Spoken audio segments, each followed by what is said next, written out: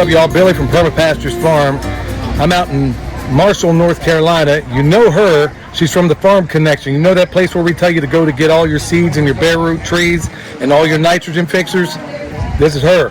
And she's one of the people out here helping to get things done because, as you well know, we can't necessarily rely on government. Well, they got a fundraiser going on right now. Everybody's asking us, where can they go and what can they do to get money or give money or help or whatever? Right off the bat, let's cover that. People need food. People are without water, power, cell phone service, and food here. And so people need food. And the farmers have food in their fields, but they don't have labor, they don't have fuel, and their markets are gone. Restaurants are closed, they can't deliver to CSAs. So there was this ironic situation happening where we need food and farmers have food. They're donating their food. But we know farms are businesses too. That's right. And so they need money to cover their expenses. So we've started a GoFundMe campaign that's going to pay farmers directly for the produce that they are donating to relief organizations. Look, y'all, selfless service going on out here. There's tons of volunteers. A lot of them just drove off because you're using this as something of a staging point to get down to the places that are really, really hard hit. And this is a grassroots thing. I mean, so FEMA's not running this operation out here, are they? Not yet. Not well, hopefully not at all. We're trying to keep it that way, yeah. So talk to me about what's going on here. I mean, how did this thing all come together and how's it working out? Yeah, honestly, I don't know who originally started it, but this business here, so this is the site of a local business, Nanostead. They build tiny houses for homesteaders, Nanostead. And they have this site that's relatively convenient to downtown Marshall. So what they did is they opened up their entire business as a drop-off point for supplies. So what we're doing now is we're collecting supplies here, we're organizing them, we're distributing them to other organizations in town and other communities that are in need. There's also a shuttle service happening here for people that are going down to work in downtown Marshall because there's no parking. They're asking that nobody drive down into Marshall. So we're shuttling volunteers back and forth from downtown Marshall who are shoveling and helping with the cleanup efforts there. And we're also feeding volunteers here. So breakfast, lunch, and dinner. Anybody who needs food, and especially volunteers, can come here and get food. So they can focus on the important work of cleaning up and not worry about basic needs like food and water right now. Do these places, is there a place for them to be housed or anything else while all this is going on, or everybody just kind of works that out? Most of the volunteers live here. These are just community members who are showing up to help the small business owners and infrastructure in Marshall to recover. I don't know, there's housing up at the early college for people who lost homes. And of course, lots of community members are opening up their homes to people who need housing, especially showers. But there's no housing happening here, but pretty much everything else, all the other basic needs are happening here. It's cool. I see people getting dressed up. They're suited and booted in tie vests and rubber boots, the whole 9 yards, because this isn't just a regular, this thing didn't just wash through and bring water with it. What else did it bring along with it that's stuck all through downtown Marshall right now? Well, or what used to be downtown Marshall, because there ain't nothing.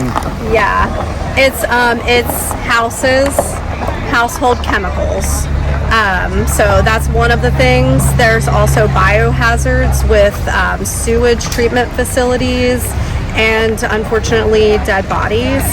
And then on top of that, we had a PVC pipe manufacturing facility on the river. The entire contents of the PVC manufacturing facility are also spilled into the river in the silt along the water's edge, and as very, very toxic. So this is almost like a semi-Superfund site. I mean, when you get down to brass tacks, there's a lot of weird stuff going on.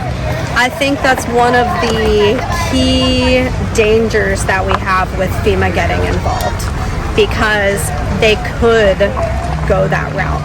Well, meanwhile, we got farmers that ain't getting paid. We got people that are volunteering that ain't getting paid. We got an entire town that's been wiped off, towns that have been wiped off the map. And by and large, nobody out there is even talking about this, folks. That's exactly why we came out here to not only do this video, but also see if we can't lend. This is a superwoman right here, y'all. Farm Connection. Go check it out. Not only is she raising a family, running a business, and then doing your work, doing the yeoman service that she's doing out here. You're something else, Allison, and I feel lucky to know her. I appreciate that. Yeah, it's really just a community effort at this point. And what's been amazing, not only for me to step into, but to witness everybody else stepping into their natural emergency response roles. You see the leaders stepping forward, you see the organizing stepping forward, you see the people who are doing the hands down dirty work, the real leaders, and just the whole structure of it has come together in such an organic and beautiful way that there's a lot to learn here. And it's been an amazing experience to participate in and to keep participating in. I look forward to learning a lot. Well, she's been up since So Dark 30 doing her end of this thing. One more time, tell everybody where they can find this. We're going to link it down below. It's probably flashed across the screen by this time. But tell everybody how they can support, because people are blowing up my email, the podcast, the whole 9 yards, asking how can they donate, what can they do.